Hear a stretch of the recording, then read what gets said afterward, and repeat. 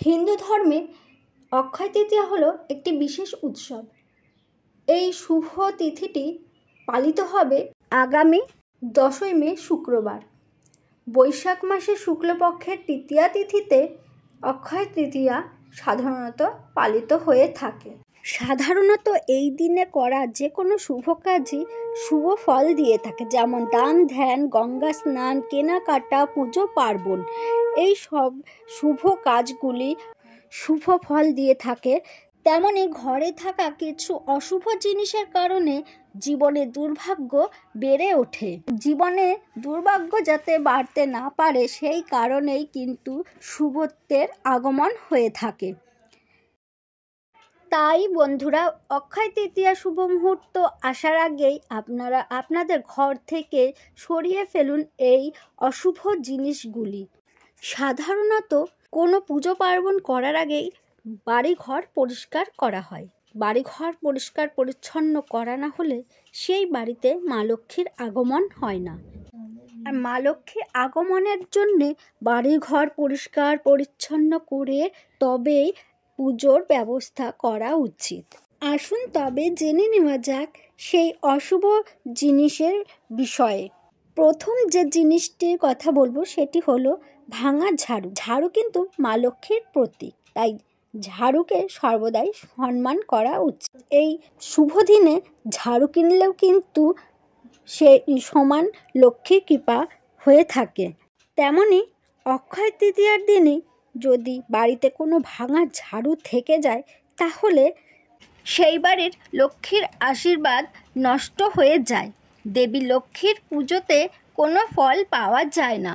তাই অক্ষয় তৃতীয়ার শুভ মুহূর্ত আসার আগেই বাড়ি থেকে ভাঙা ঝাড়ু অবশ্যই ফেলে দেওয়া উচিত। দ্বিতীয় জিনিসটি হলো ছেঁড়া জুতো বা চপ্পল। যদি বাড়িতে ব্যবহৃত কোনো ছেঁড়া জুতো বা চপ্পল থাকে তাহলে সেই জুতো চপ্পল থাকার ফলে ঘরে দারিদ্র এবং দুর্ভাগ্যকে বয়ে নিয়ে আসবে। তাই এই ছেঁড়া জুতো বা চপ্পল ঘর থেকে দ্রুতই সরিয়ে ফেলা উচিত।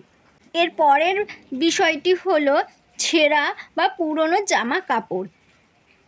এমনটা বলা হয়ে থাকে যে বাড়িতে পরিষ্কার পরিচ্ছন্ন থাকে সেই বাড়িতেই দেবী লক্ষ্মী বাস করে থাকেন।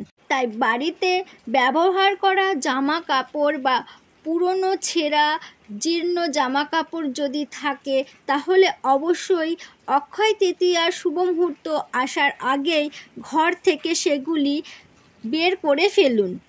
এর পরের জিনিসটি হলো ভাঙা বাসন। অনেকের বাড়িতেই দেখা যায় ভাঙা বা ফাটা বাসনপত্র। সেই ভাঙা বাসনপত্রকে তারা নিয়মিত ব্যবহার করে থাকেন। এমন বাসনপত্র ব্যবহারের ফলে ঘরের অশুভ শক্তিকেও ছড়িয়ে দিতে সাহায্য করে এবং দেবী লক্ষ্মী সেই বাড়িতে কখনোই প্রবেশ করেন না। এরকম অশুভ শক্তি থাকার ফলে সেই বাড়িতে সবসময় দুঃখ দারিদ্র বাস করে থাকে, অর্থ কষ্ট সবসময় তাদের জীবনে লেগেই থাকে।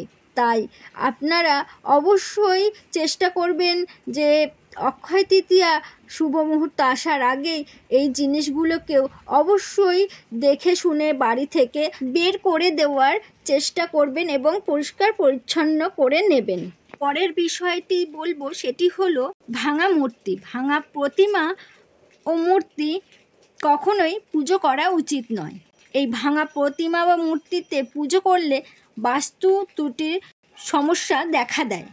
এই ভাঙা ফটো বা মূর্তি যদি কোনো বাড়িতে থাকে বা সেই মূর্তিতে পুজো করা হয়ে থাকে তাহলে অবিলম্বে আপনারা সেই মূর্তি কোনো গাছের গোড়ায় রেখে আসুন বা কোনো পবিত্র স্থানে রেখে আসুন।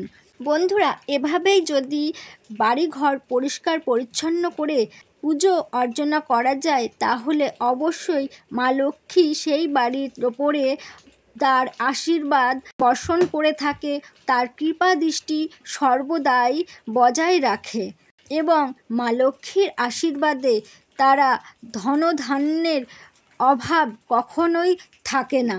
তাদের জীবন থেকে সমস্ত দুঃখ দুর্দশা দূর হয়।